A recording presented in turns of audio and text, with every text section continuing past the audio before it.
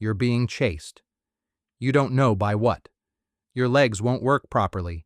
You're running in slow motion, and no matter how hard you try, you just can't move fast enough. Then you wake up, heart pounding, completely fine, in your bed. You just had a dream, and within about 30 seconds, it's already fading.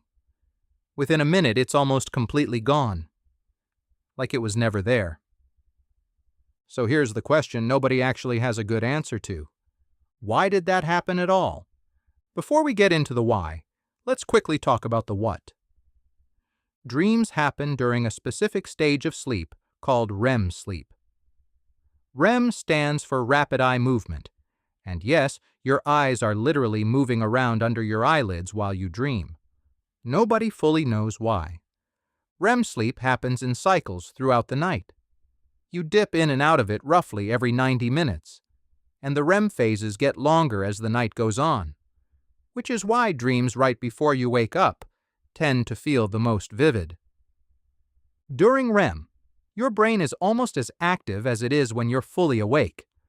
Your heart rate goes up, your breathing gets irregular, and almost every muscle in your body is temporarily paralyzed. That last part is actually a safety mechanism. Your brain paralyzes you so you don't physically act out your dreams. When that system fails, it's called REM sleep behavior disorder, and people genuinely do start acting out what's happening in their dream, running into walls, throwing punches, screaming. So your brain is essentially staging a full simulation every single night and then locking your body in place so you can't blow the whole operation. The question is, why go through all that trouble?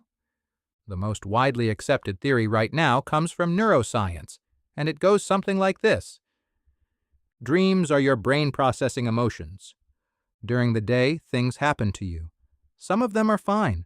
Some of them are stressful, scary, embarrassing, or confusing, and your brain needs to deal with all of that.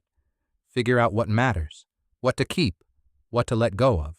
During REM sleep, your brain essentially replays emotionally charged experiences, but in a low-stakes environment. A researcher named Matthew Walker describes it as basically therapy that runs while you sleep. Your brain strips the raw emotional charge from memories, keeps the information, and files it away without the sting. There's actually decent evidence for this.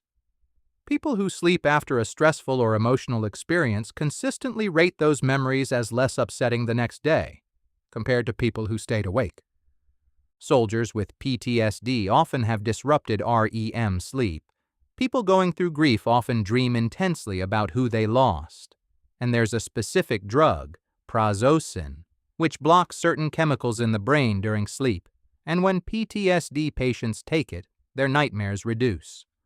Their brain is literally trying to process the trauma at night, and the drug interferes with that process. So the theory is that dreams aren't just random noise, they're the product of an emotional filing system running in the background. Here's a related but slightly different idea. Dreams might be how your brain consolidates memories. Think of your brain like a computer that runs its backup and cleanup process overnight. During the day, your hippocampus, the brain's short-term memory center, soaks up everything you experience. But it's not built for long-term storage. It's more like a clipboard. During sleep, and especially during REM, the brain transfers information from the hippocampus into the cortex for long-term storage. Dreams might just be what that process looks and feels like from the inside, which would explain why dreams are so often stitched together from recent events. Something that happened yesterday, something from 2 years ago, a face you saw on the street, a conversation that went badly, all blended together in a way that makes no logical sense. Your brain isn't being weird. It's cross-referencing. It's connecting new information to existing memories, looking for patterns and links. Studies back this up. People who learn a new skill and then sleep perform significantly better on it the next day than people who stayed awake.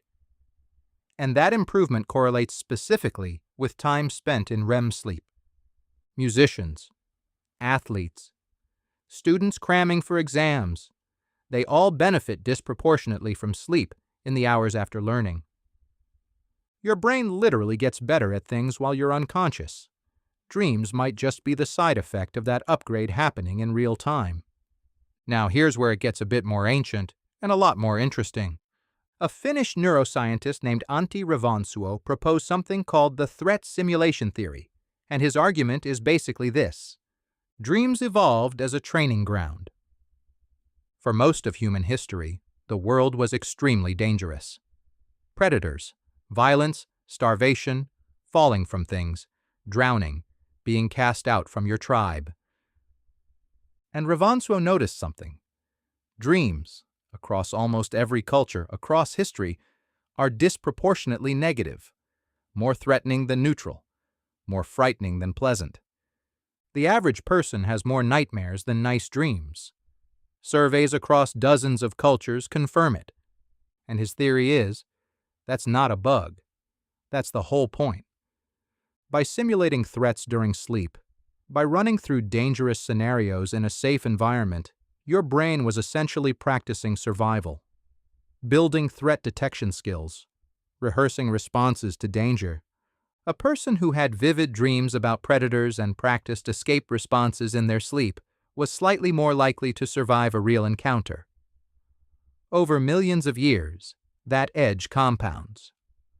Which would also explain why the classic anxiety dreams, being chased, falling, being unprepared for an exam, showing up somewhere naked, are so universal.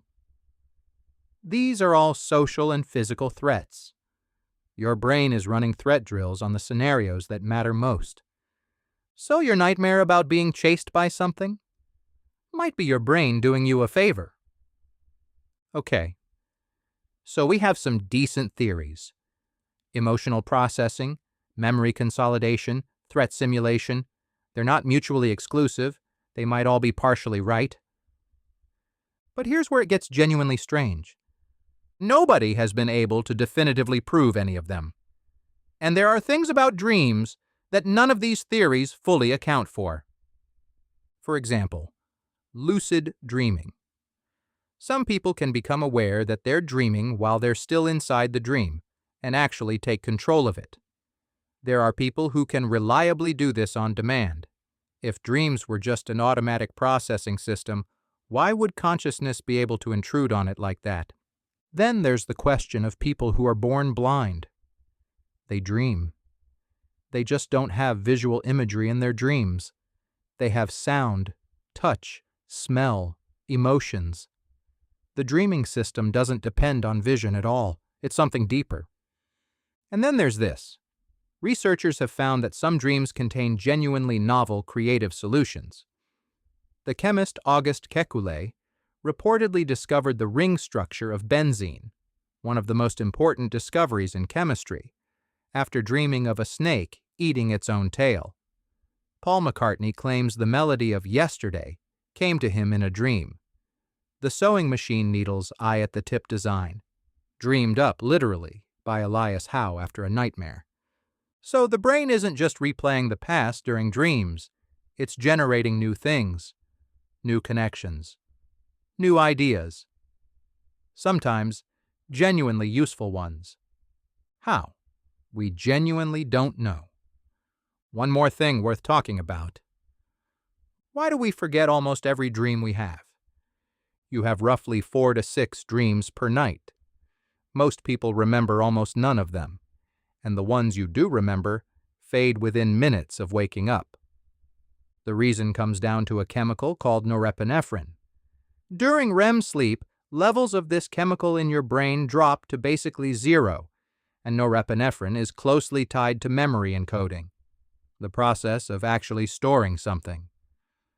So while you're dreaming, your brain's ability to form new long-term memories is essentially switched off. The dream happens. It feels real. And then it's gone, because the brain never actually saved the file. The only way dreams get remembered is if you wake up during or immediately after them, which is why morning dreams stick around more. Your brain has just enough time to catch the tail end before the system shuts down, which is also why dream journals work. Writing immediately upon waking forces the memory through before it evaporates. So, why do we dream? The honest answer is, we don't fully know. Your brain runs an incredibly sophisticated simulation every single night. It processes your emotions, consolidates your memories, rehearses your fears, and occasionally produces something genuinely new.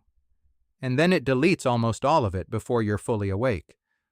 It's one of the most common human experiences in history. Every person who has ever lived has dreamed, and we still can't agree on what it's actually for. Maybe that's the most interesting thing about it. We spend roughly 6 years of our lives inside dreams. 6 years in a world our own brain built for us, for reasons it hasn't fully explained. Tonight, when you close your eyes, your brain will start building again. What it builds and why is still one of the great unsolved questions.